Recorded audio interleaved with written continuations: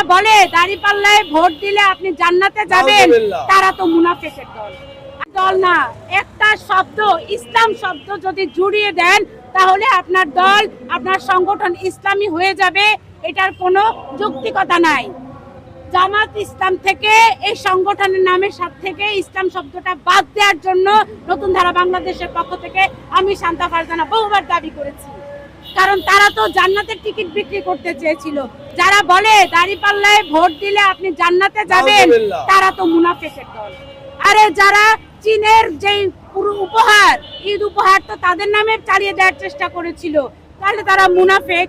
দেখেন, রামিসার বাবাকে 10 লক্ষ টাকা দিয়ে এসেছে এই জামাতের আমির শফিক। কেন টাকা দিয়েছে? 10 লাখ টাকা দিয়ে কি রামিসাকে ফেরত পাওয়া যাবে?